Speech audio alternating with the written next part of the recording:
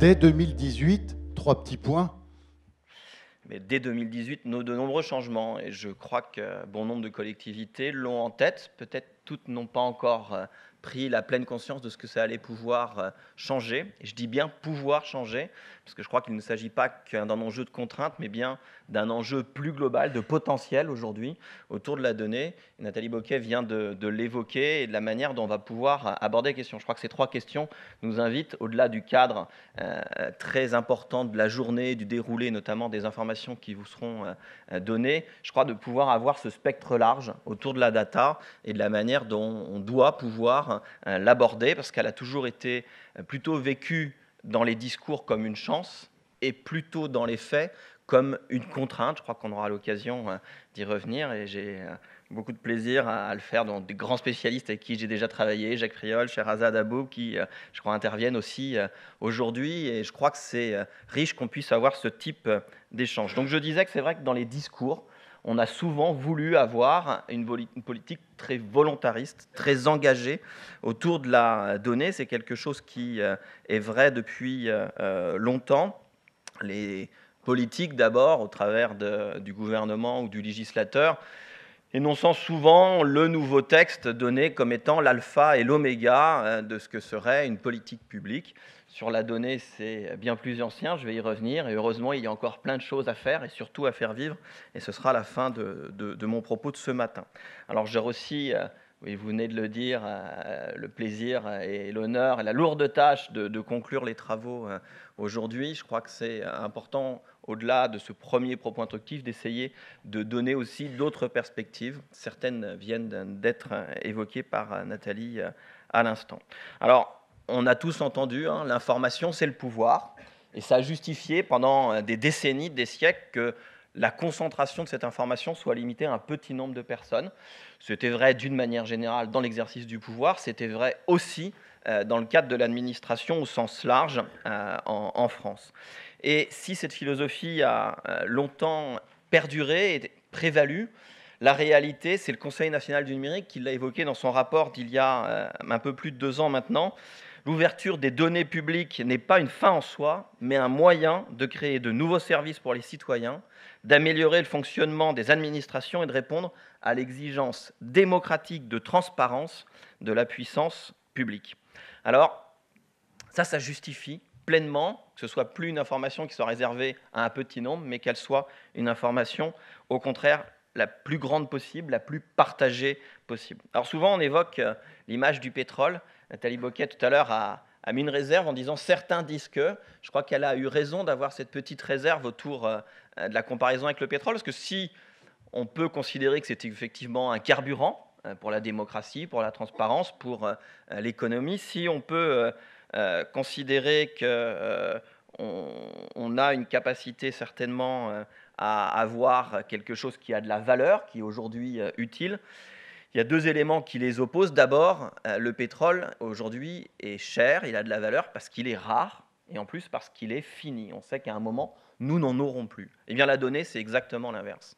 La donnée n'a de valeur que lorsqu'elle est en grand nombre, et elle n'a de valeur que parce qu'elle est justement infinie, ou presque, et qu'on a certainement capacité à pouvoir traiter l'ensemble des sujets lorsqu'on est dans du grand nombre.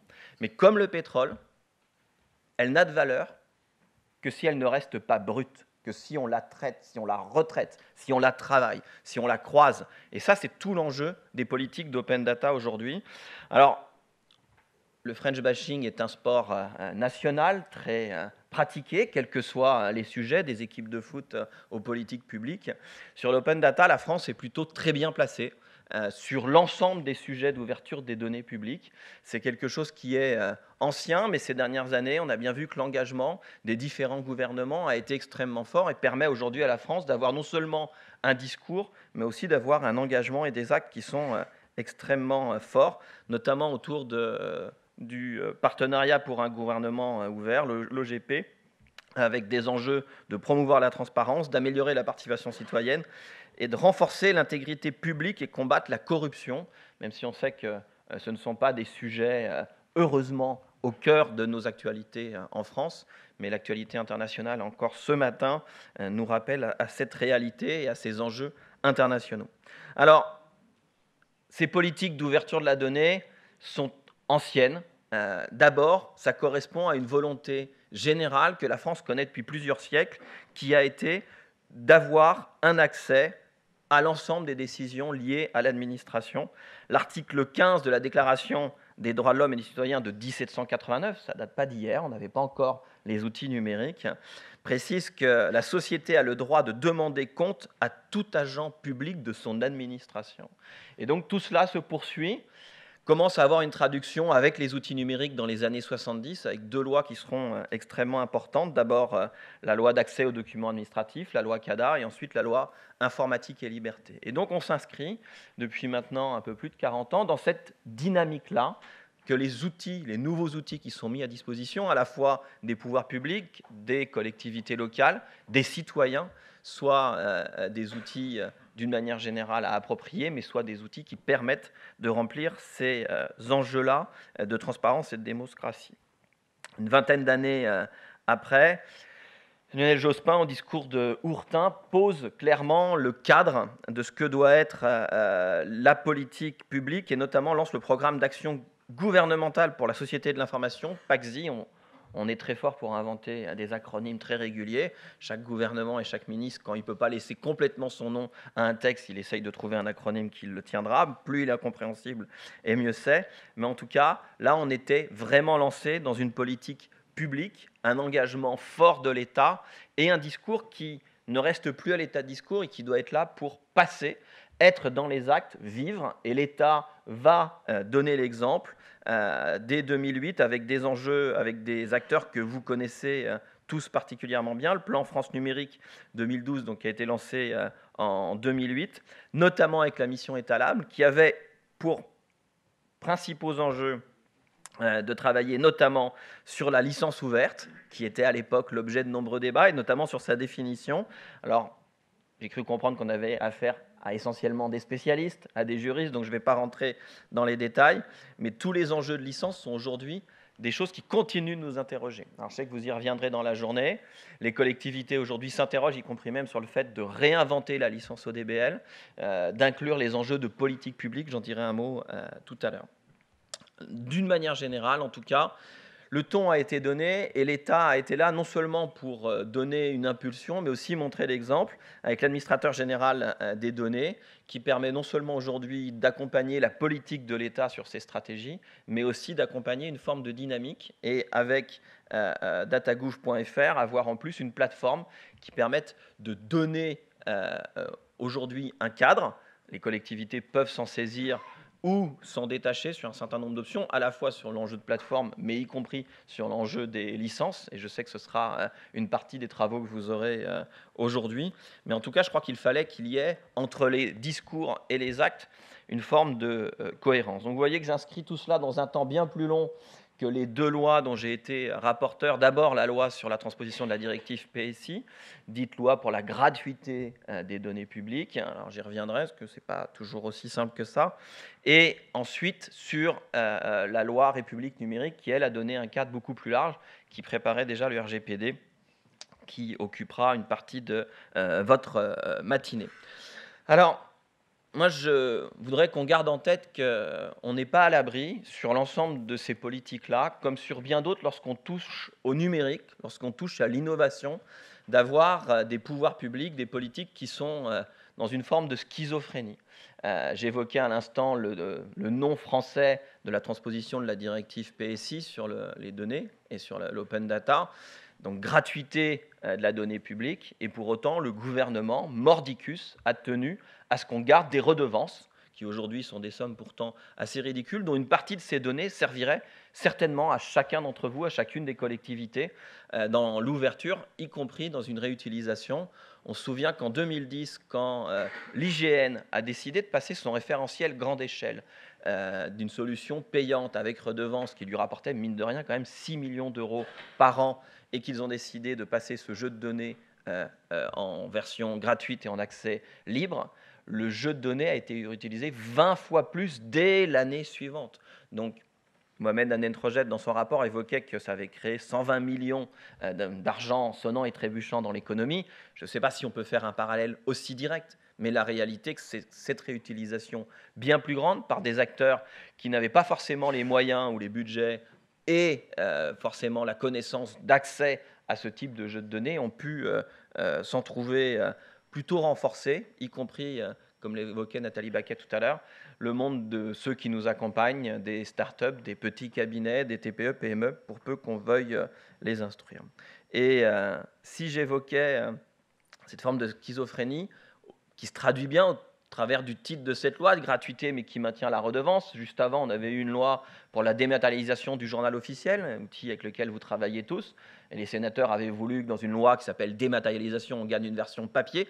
On voit bien qu'il y a quand même parfois un certain nombre de difficultés à aller jusqu'au bout des choses et à faire en sorte que ça puisse se traduire.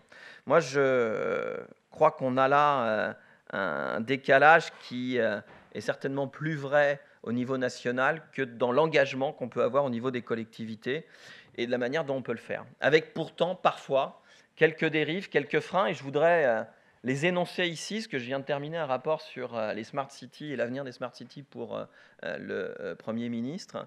J'ai eu l'occasion d'aller dans de nombreux territoires. Et j'ai pu encore constater que sur les stratégies d'open data, on avait parfois une motivation qui était une motivation qui était très spécifique. Bien souvent, ces politiques-là ont été impulsées plutôt par des directions économiques, par des personnes qui travaillant avec des startups. On leur a expliqué que ces jeunes acteurs, ces jeunes pousses, mangeaient matin, midi et soir de la data, et donc il fallait leur en donner un maximum. Et donc, les cellules économiques ont décidé plutôt de lancer ces politiques d'open data. Pas toujours avec beaucoup de cohérence, pas toujours avec de l'interopérabilité, pas toujours avec une capacité à avoir des enjeux de souveraineté, notamment sur les plateformes. Tout ça, vous allez y revenir dans la journée. Mais j'ai pu voir la faiblesse lorsqu'on abordait que par un prisme seulement, là en l'occurrence celui de pouvoir nourrir les startups, ce que pouvait être une politique d'open data. D'abord parce que la plupart du temps, on ouvrait des jeux de données sans se poser la question de savoir qui et comment ils allaient pouvoir être utilisés. Très concrètement, c'est rare les territoires où, dès le début, il y a eu une politique d'accompagnement du réseau de TPE-PME, y compris du réseau de start-up, sur l'usage et sur la capacité à pouvoir engager réellement une formation, une compréhension des outils, des potentiels autour de la data. Les grands groupes, évidemment, eux, savent très bien s'y mettre. Ils le font en général très vite, très bien. Ils ont d'autres moyens et une capacité de le faire. Décider d'une politique d'open data, même lorsque la plateforme est la meilleure possible, même qu'on a réfléchi aux usages, à l'interopérabilité, à l'enjeu des licences, ça ne provoque pas de fait les usages.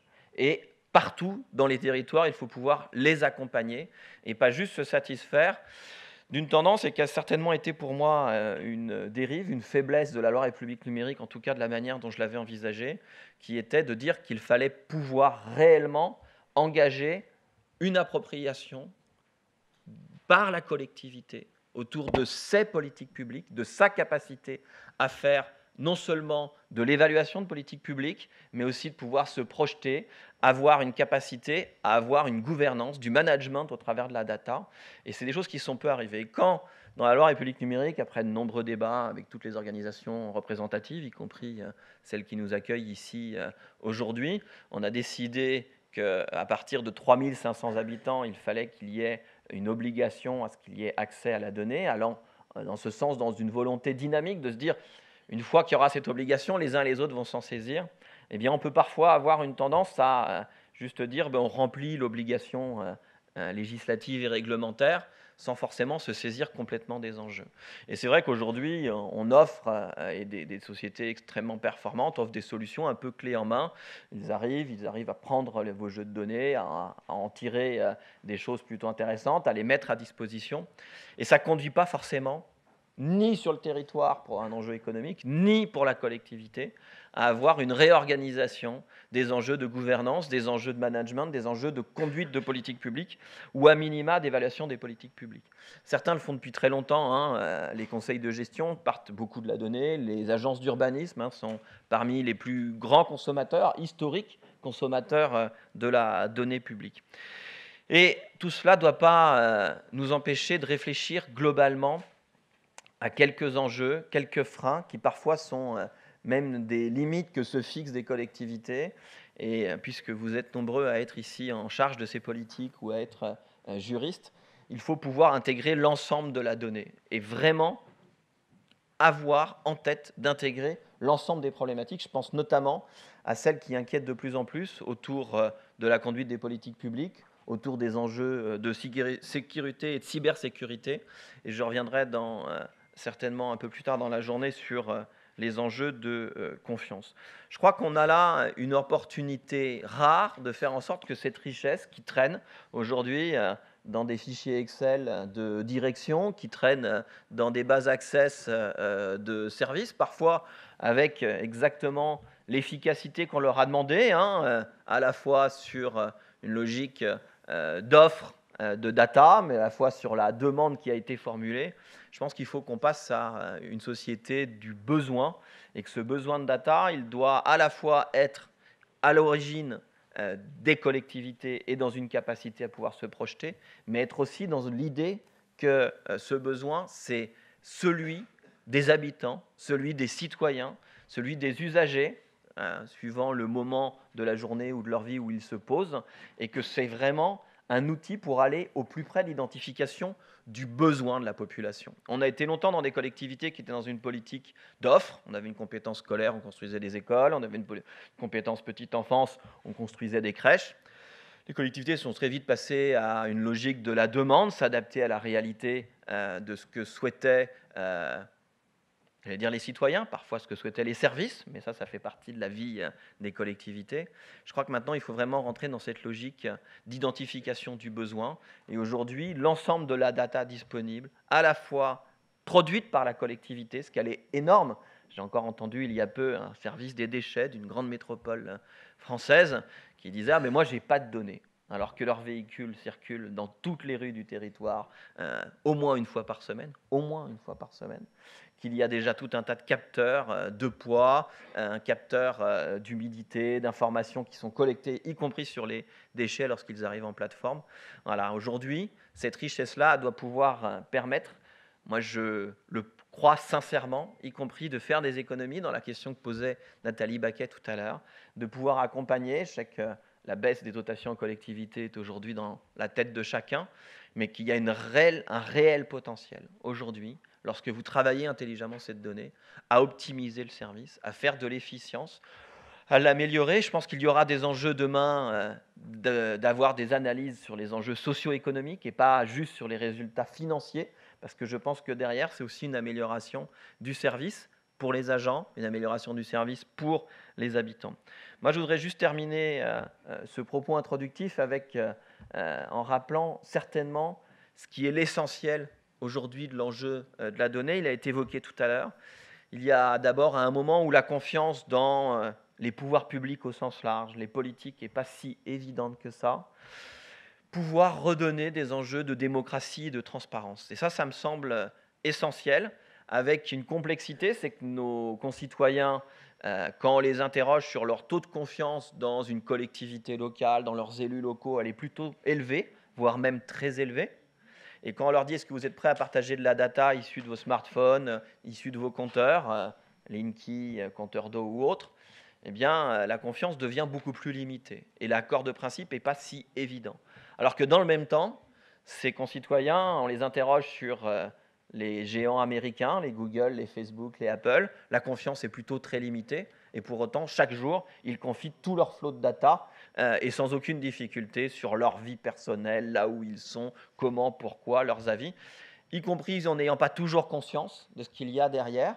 Avec une petite inquiétude, je pense que la pub Quant qui passe depuis 15 jours, vous avez peut-être vu, soit sur Internet, soit sur vos petits écrans, avec cette personne qui se promène à vélo dans une forêt et qui à un moment est interpellé par quelqu'un, un garde forestier ou quelqu'un qui entretient la forêt, qui lui dit vous vous appelez Michel Aubineau, vous avez 38 ans, vous êtes depuis 3 ans et 4 jours avec Sophie. Si vous continuez, que vous prenez à gauche, vous allez respecter votre temps de parcours habituel. Si vous prenez à droite, vous allez croiser Nathalie, vue sur un site de rencontre la semaine dernière, etc. etc. Et la pub se termine par pourquoi est-ce que vous acceptez de votre moteur de recherche ce que vous refuseriez dans la vie réelle. Et je crois que cette sensibilité des citoyens autour de la donnée personnelle, qui est un des enjeux des politiques de data va être de plus en plus forte. Et je crois que c'est le rôle d'abord des collectivités de donner ce cadre de confiance, de travailler à la capacité que les uns et les autres, on va pouvoir avoir de redonner de la confiance. Quand j'avais, pendant ma mission C'est Smart City, interrogé Jacques Priol, il parlait de créer des chartes locales de la donnée, de pouvoir travailler à une réflexion qui donne ce cadre de confiance autour de la data. Je crois que c'est essentiel qu'on ait cette réflexion qui soit globale. Rappelez que l'enjeu de l'efficacité économique, il est réel. Vraiment, aujourd'hui, quand on parlait d'énergie tout à l'heure, pétrole, ou en tout cas se référer à l'énergie solaire, qui est beaucoup plus illimitée, mais en tout cas, cette idée qu'on est dans le cadre d'un carburant, oui, c'est réel. C'est réel si on s'en donne les moyens. Parce que si vos jeux de données que vous donnez, l'exemple était pris tout à l'heure, sur les transports. Si vous avez une base avec, eh bien, vous avez une localisation GPS, mais c'est la même pour les deux arrêts, d'un côté et de l'autre. Vous avez les horaires, mais pour certains territoires, c'est à du plus 1 minute, moins 1 minute. Pour d'autres, c'est un référentiel à heure française, d'autres à heure mondiale. Aujourd'hui, une boîte qui monte une appli sur un territoire, lorsqu'elle veut le déployer sur un autre territoire, en général, elle passe 50% de son temps juste à retraiter le jeu de données. Donc on a énormément d'enjeux, non seulement sur le format, sur les licences, mais y compris sur les API, ces outils qui vont permettre certainement la connexion.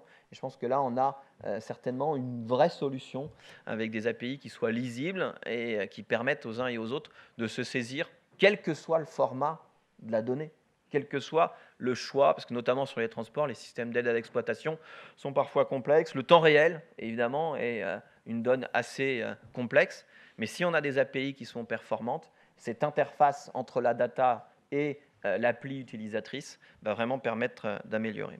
Et puis, d'une manière générale, je crois que ça permettra d'améliorer la qualité de vie. J'évoquais tout à l'heure le besoin que nous allons avoir d'analyse socio-économique, de pouvoir se projeter non seulement dans les résultats financiers autour de la donnée, dire ça a permis certainement de créer tant de valeur dans l'écosystème économique, ça a permis de faire tant d'économies dans la collectivité.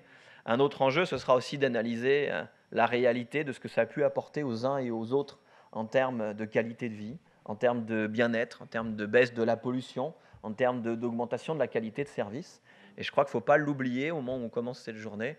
Si on a l'ensemble de ces politiques-là, c'est d'abord à destination des citoyens, c'est d'abord pour que la vie de chacun soit plus agréable dans chacun de nos territoires. Et je crois que c'est l'open data, la data est un des outils, si on sait l'utiliser intelligemment et qu'on garde cet objectif en permanence en tête. Merci à vous.